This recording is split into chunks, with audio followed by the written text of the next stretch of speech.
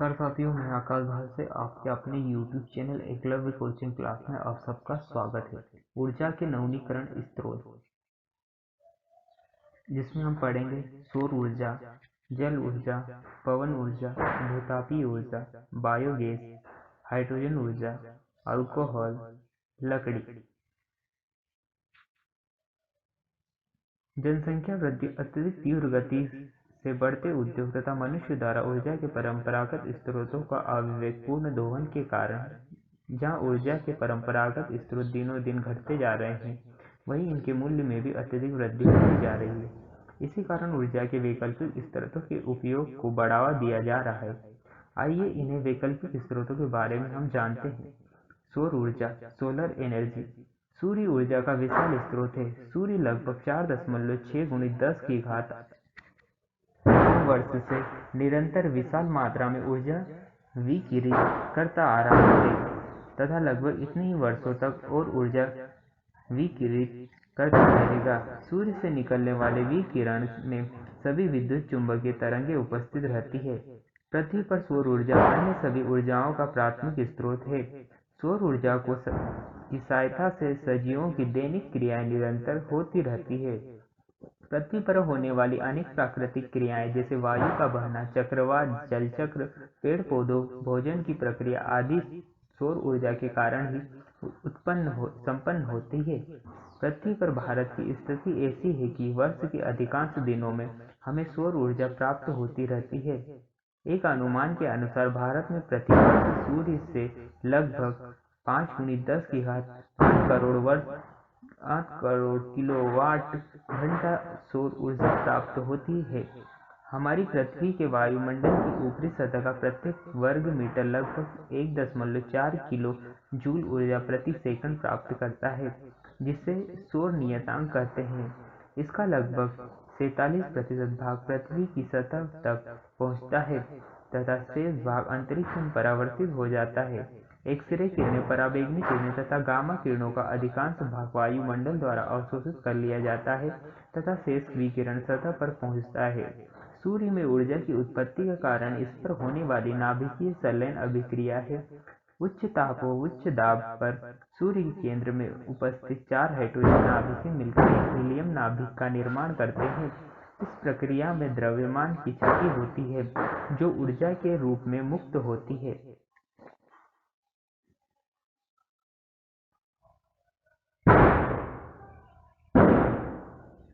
Solar तापन युक्ति का सिद्धांत, principle of solar heating devices. समस्त सौर तापन युक्ति की डिजाइन इस प्रकार बनाए जाते हैं कि वे अधिक से अधिक सौर ऊर्जा का अवशोषण कर सके। चूंकि काली सतह श्वेत सतह की तुलना में अधिक ऊष्मा का अवशोषण करती है, अतः धूप में रखी हुई कोई भी काली पट्टी एक सरल तापन युक्ति मानी जा सकती है। परंतु इस तरह की काली पट्टी अवशोषण ऊष्मा को विकिरित भी करती जाती है, जिससे कि ऊष्मा की हानि होती है और उसका ताप एक सीमा से अधिक नहीं बढ़ पाता है। अतः इस युक्ति को उपयोगी बनाने तथा होने वाली ऊष्मा की हानि को रोकने के लिए उचित प्रबंधन किया जाना आवश्यक होता है। हम जानते हैं कि किसी भी वस्तु से ऊष्मा हानि चालन, संवहन और विकिरण प्रक्रिया द्वारा होती है। चालन और संवहन से ऊर्जा हानि को रोकने के लिए काली पट्टी को ऊष्मारोधी बॉक्स में रखकर उसकी ऊपरी सतह को किसी कांच की पट्टी से ढक दिया जाता है। बॉक्स के अंदर की दीवार को भी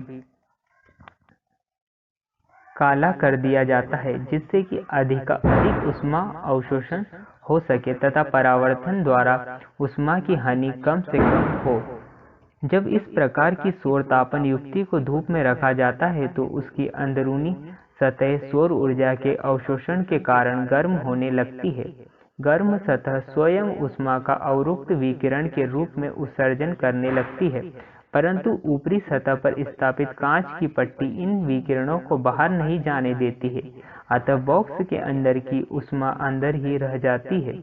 कांच की पट्टी सौर प्रकाश के दृश्य भाग के प्रकाश के लिए पारगम्य है, लेकिन उन अवरुक्त विकिरणों के लिए पारगम्य नहीं है, जो बॉक्स की गर्म सतह को उत्सर्जित होते हैं और जिनकी तरंगदैर्घ्य अधिक होती है। स्मरणीय है कि जो वस्तु जितनी अधिक गर्म होती है, जिससे उत्सर्जित होने वाली तरंगों की तरंगदैर्घ्य उतनी ही कम होती है। यहाँ पर बॉक्स के अंदर एक ताप सूर्य के ताप से बहुत कम है, अतः बॉक्स के अंदर उत्सर्जित अवरक्त किरणों की तरंगदैर्घ्य सूर्य से प्राप्त अवरक्त विकिरणों की तरंगदैर्घ्य से बहुत अधिक होती है। इस प्रकार ऊष्मा बॉक्स के अंदर ही रह जाती है। कांच के इस गुण का तथा कृष्ण ऊष्मा के अवशोषण के गुणों का उपयोग सोलर कुकर में किया जाता है। सोलर कुकर धातु अथवा प्लास्टिक का चौकोर डिब्बा होता है, जिसमें अंदर ऊष्मारोधी पदार्थ का अस्तर लगा होता है ताकि डिब्बे के अंदर की ऊष्मा बाहर ना जा सके। डिब्बे के अंदर की दीवार काली कर दी जाती है। डिब्बे के ऊपरी भाग में दो समतल पारदर्शी कांच से बना ढक्कन होता है, जो सूर्य प्रकाश को डिब्बे के भीतर प्रवेश करने देता है। डिब्बे के भीतर ऊपरी भाग पर एक सामान्य योज्य दर्पण लगाया जाता है, जिससे परावर्तित प्रकाश डिब्बे के भीतर जा सके। सोलर कुकर के भीतर खाना पकाने के लिए धातु के डिब्बे रखे जाते हैं, जिनकी बाहरी सतह काली होती है। इस कुकर का अंदरूनी ताप मौसम के अनुसार 2-3 घंटों में 100 डिग्री सेल्सियस से 140 डिग्री सेल्सियस तक हो जाता है। इस सोलर कुकर में उन खाद्य पदार्थों को पकाया जा सकता है जिन्हें कम ताप पर धीमे धीमे पकाने की आवश्यकता होती है।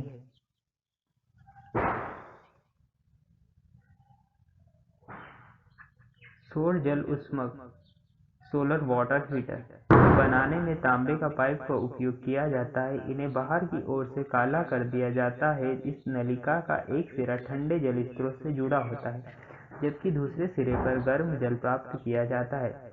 इस उपकरण को मकान या बिल्डिंग की छत पर या उस स्थान पर लगाया जाता है जहां सूर्य की किरणें अधिक आती है। ठंडा जल जब नली से होकर प्रवाहित होता है तो ऊष्मा अवशोषित कर गर्म होने लगता है। गर्म जल का घनत्व ठंडे पानी की तुलना में कम होता है, जिससे यह ऊपर ही रहता है तथा उपयोग के लिए पाइप से बाहर निकाला जा सकता है। चित्र के अनुसार आप देख सकते हैं कि एक संग्रह टंकी का उपयोग किया जाता है और यह पानी गर्म करने के लिए आदर्श संयंत्र है। इसमें लगभग 80 डिग्री सेल्सियस तक पानी को गर्म किया जा सकता है। इस संयंत्र के उपयोग से विद्युत ऊर्जा के खर्च में कमी की जा सकती है। इस प्रकार के संयंत्र वहाँ उपयोग ज़्यादा होते हैं जहाँ पर पानी की आवश्यकता निरंतर पड़ती है, जिसे आप देख सकते हो घर, होटल, अस्पताल आदि। सौर सेल एक ऐसी युक्ति है जो सौर ऊर्जा को विद्युत ऊर्जा में रूपांतरित करती है। इसको बनाने में सिलिकॉन का उपयोग किया जाता है। धूप में रखने पर किसी भी प्रारूपी सेल से 0.5 से 1 वोल्ट तक विभव विकसित होता है तथा लगभग 0.7 वाट विद्युत उत्पन्न की जा सकती है। जब विद्युत अधिक संख्या में सेलों को संयुक्त करते हैं तो इस व्यवस्था को सौर पैनल कहते हैं। सौर पैनल द्वारा दिष्ट धारा प्राप्त होती है। चूंकि यह सेल सूर्य के प्रकाश में ही काम करती है, अतः इन सेलों से उत्पन्न विद्युत ऊर्जा को संचालित बैटरी में संग्रहित करके रखा जाता है ताकि आवश्यकता अनुसार उपयोग किया जा सके। जिन क्षेत्रों में विद्युत आपूर्ति करना दुर्लभ होता है, उन क्षेत्रों में सौर सेल अधिक उपयोगी और कारगर सिद्ध होता है। कृत्रिम उपग्रह और अंतरिक्ष अन्वेषक युक्तियों जैसे कि मार्स ऑर्बिटर में सौर सेलों का उपयोग प्रमुख स्रोत के रूप में किया जाता है। इसके अतिरिक्त रेडियो और बेतार संचार जैसे वायरलेस टेलीविजन या दूरदर्शन रिले केंद्रों में यातायात संकेतों आदि में सौर पैनल उपयोगी है। इनका उपयोग दूरदर्शन के अभिग्राहियों को संचालित करने के लिए किया जाता है। इसके अतिरिक्त द्वीप स्तंभ में तथा तट से दूर निर्मित खनिज तेलों के कुएं खोदने के लिए विद्युत ऊर्जा प्रदान करने में भी उपयोगी सिद्ध होता है। हाइड्रो एनर्जी नदियों में बहता हुआ पानी तथा बांधों में भंडारित पानी जल ऊर्जा का स्रोत है। नदियों में बहते हुए जल की ऊर्जा परंपरागत रूप से जल चक्कियों के पहियों को घुमाने में उपयोग की जाती है। आज भी हमारे देश में के राज्यों में हिमाचल प्रदेश व जम्मू और कश्मीर की पहाड़ी क्षेत्रों में इस प्रकार की चक्कियां देखी जा सकती है। यह जल ऊर्जा का उपयोग करके अधिकांश दक्ष एवं सरल विधि है। इस प्रक्रिया के विभिन्न चरण निम्नलिखित है।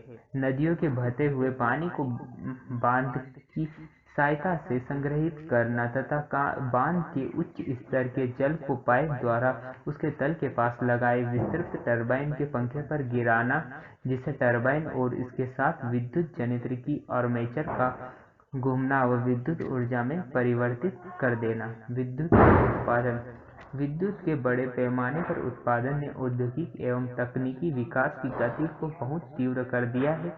इसे पैमाने पर विद्युत ऊर्जा उत्पन्न करने के लिए प्रयुक्त यंत्रों में दो प्रमुख है। पहला है टरबाइन, दूसरा है जनरेटर। जनरेटर विद्युत जनरेटर के दो प्रमुख अंग है। एक स्थिर रहता है जिसे हम स्टेटर कहते हैं, दूसरा एक धुरी पर घूर्णन करता है जिसे हम रोटर कहते हैं। रोटर की सहायता से टरबाइन की धुरी से संयुक्त जुड़ी रहती है। घूर्णन करने वाले धुरी शक्तिशाली चुंबक के अनेक टुकड़े संकलित कर रोटर बनाया जाता है। एक खोखले बेलन के अंदर कई कुंडलियों में स्टेटर बनाया जाता है।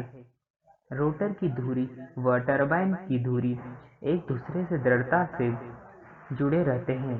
रोटर के घूमने से चुंबकीय क्षेत्र में लगातार परिवर्तन होने के कारण प्रत्यावर्ती विद्युत धारा उत्पन्न होती है, जिसे घरों, कारखानों तथा व्यावसायिक कार्यों हेतु उपयोग किया जाता है। भारत में हमारी ऊर्जा की मांग की चौथाई भाग की पूर्ति जल विद्युत संयंत्रों से होती है। मंगल टरबाइन।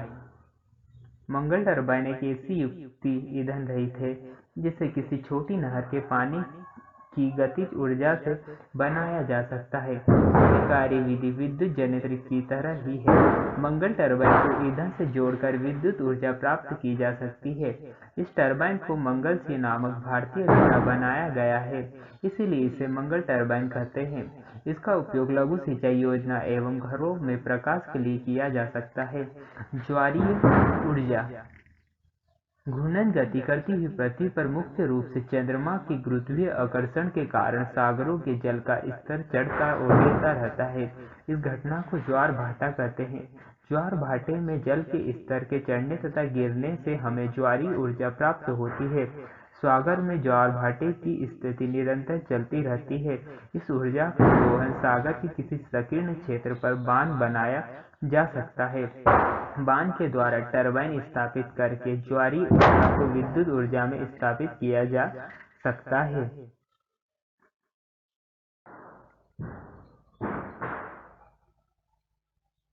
पवन ऊर्जा, विंड एनर्जी। हम जानते हैं कि सूर्य के प्रकाश की विकिरणों द्वारा भूखंडों एवं तारामंडल के आसमान तप्त होने के कारण वायु में गति उत्पन्न होती है तथा पवन चलती है। शताब्दी मानव पाल नौकाओं की इच्छित दिशा में चलाने के लिए पवन ऊर्जा का उपयोग करता रहा है। आजकल पवन की गतिज ऊर्जा का उपयोग यांत्रिक ऊर्जा के लिए अथवा विद्युत ऊर्जा प्राप्त करने के लिए किया जाता है। विद्युत ऊर्जा प्राप्त करने के लिए पवन चक्की का उपयोग किया जाता है। इसमें प्रयुक्त टरबाइन पवन चक्की चलाते हैं। टरबाइन की सहायता से विद्युत डायनेमो सक्रिय होता है, जिसमें विद्युत ऊर्जा उत्पन्न होती है। एक पवन चक्की से प्राप्त होने वाली विद्युत ऊर्जा इतनी कम होती है कि इसका व्यावसायिक उपयोग करना संभव नहीं होता है, अतः विशाल क्षेत्र में बहुत सी पवन चक्कियां लगाई जाती है, जिसे पवन ऊर्जा फार्म कहते हैं। व्यावसायिक स्तर पर विद्युत प्राप्त करने के लिए किसी भी ऊर्जा फार्म की सभी पवन चक्कियों को युग्मित कर दिया जाता है, जिससे प्राप्त होने वाली ऊर्जा की मात्रा बढ़ जाती है। पवन ऊर्जा फार्म उन्हीं स्थानों पर स्थापित किए जा सकते हैं जहां पूरे वर्ष के अधिकांश दिनों में तेज पवन चलती है, क्योंकि टरबाइन की चाल को एक समान बनाए रखने के लिए पवन की चाल कम से कम 15 किलोमीटर पर आवर होना चाहिए। भारत में ऐसे ही पवन ऊर्जा फार्म कुछ प्रदेशों में स्थापित किए गए हैं। इनमें आंध्र प्रदेश भी एक है। मध्य प्रदेश देवास जिले के फल्लोड़ी स्थान पर 6.25 मेगावाट क्षमता का पवन ऊर्जा फार्म स्थापित किया गया है। पवन ऊर्जा नवीकरण ऊर्जा का एक सशक्त स्रोत है। इसमें उपयोग से प्रदूषण नहीं फैलता है एवं विद्युत उत्पादन के लिए बार बार धन खर्च भी नहीं करना पड़ता है। भूतापीय ऊर्जा, जियोथर्मल एनर्जी। पृथ्वी के गर्भ में निरंतर कुछ परिवर्तन होते रहते हैं। पृथ्वी के अंदर कुछ स्थानों की चट्टानें काफी गर्म होती है। चट्टानों में यह ताप चट्टानों में स्थिर रेडियोधर्मी पदार्थों के विघटन से प्राप्त होता है। ऐसे क्षेत्र जहाँ पृथ्वी के सतह नीचे तप्त चट्टानें होती है तप्त क्षेत्र कहलाते हैं। जब पृथ्वी के गर्भ में स्थित जल चट्टानों के संपर्क में आती है तो जल वाष्पित होकर किसी भाग में एकत्रित हो जाता है। जब दो चट्टानों के बीच में काफी मात्रा में यह वाष्प जमा हो जाती है तो उसका दाब बढ़ जाता है। इन चट्टानों में सुराख का पाइप डालकर वाष्प को निकाला जाता है। पाइप के वाष्प से काफी तेजी से बाहर निकलती है, जिसका उपयोग जनरेटर के शाफ्ट से लगे टरबाइन की पंखुड़ियों को घुमाने में किया जाता है। टरबाइन के घूमने से विद्युत ऊर्जा उत्पन्न होती है। बायोगैस। बायोगैस हमारे देश में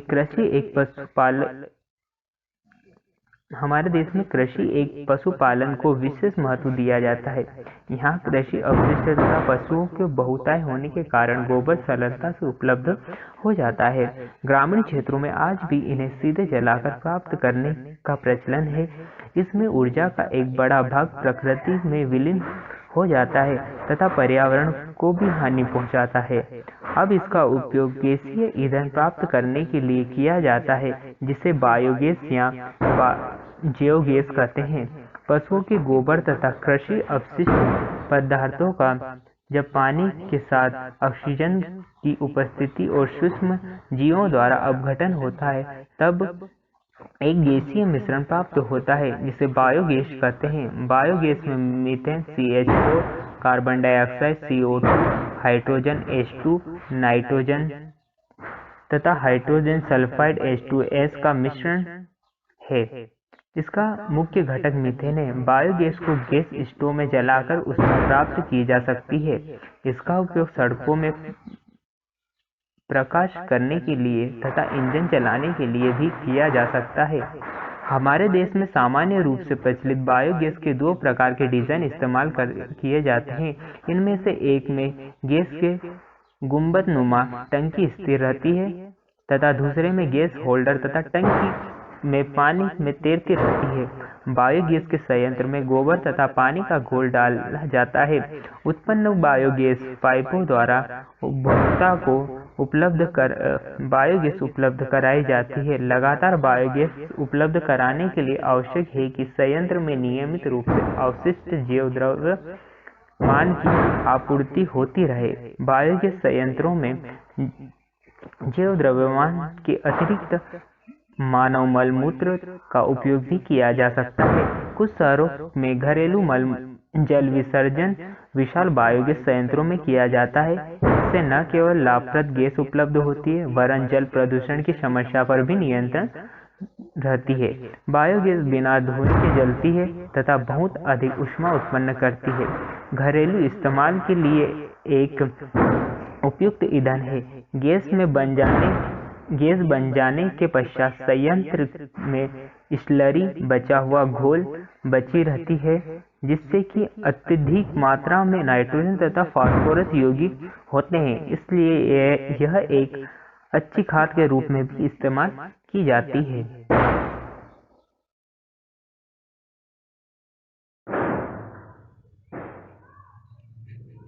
हाइड्रोजन ऊर्जा, हाइड्रोजन एनर्जी। वर्तमान में ऊर्जा की आवश्यकता को देखते हुए नए अपरंपरागत ऊर्जा स्रोतों का विकास किया जा रहा है।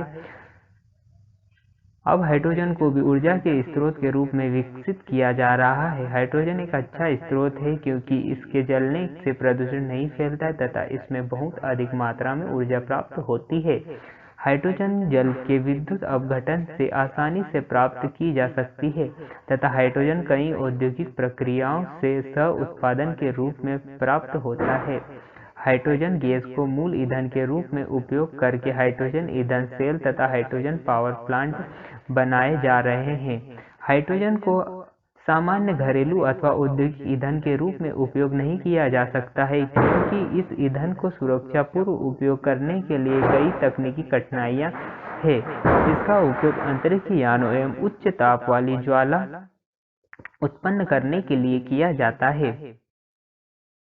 अल्कोहल अल्कोहल के कई व्यावसायिक एवं औद्योगिक उपयोग हैं। इसका उपयोग ऊर्जा प्राप्त करने के लिए किया जा सकता है। अल्कोहल आसानी से जलता है तथा बहुत अधिक मात्रा में ऊर्जा मुक्त करता है। अल्कोहल को गन्ने व शक्कर बनाते समय प्राप्त किया जा सकता है, अतः यह सुलभ साधन है। आजकल अल्कोहल और पेट्रोल के मिश्रण का उपयोग कार, स्कूटर, मोटरसाइकिल आदि के ईंधन के रूप में किया जाता है। इस मिश्रण को गैसोहॉल कहते हैं। लकड़ी ऊर्जा प्राप्त करने का प्राचीन एवं परंपरागत स्रोत है। लकड़ी मुख्यतः अनेक कार्बोहाइड्रेट यौगिक का मिश्रण है। इन यौगिकों में कार्बन तथा हाइड्रोजन के साथ ऑक्सीजन के परमाणु भी होते हैं। इसका उपयोग भोजन बनाने के लिए किया जाता है। इसके उपयोग में पर्यावरण प्रदूषण बहुत होता है। इसके अलावा लकड़ी का ईंधन के रूप में प्रयोग करने से जंगल काटे जा रहे हैं, जिससे पर्यावरण असंतुलन का खतरा पैदा हो गया है। अतः ऊर्जा के इस स्रोत को हतोत्साहित किया जाना चाहिए।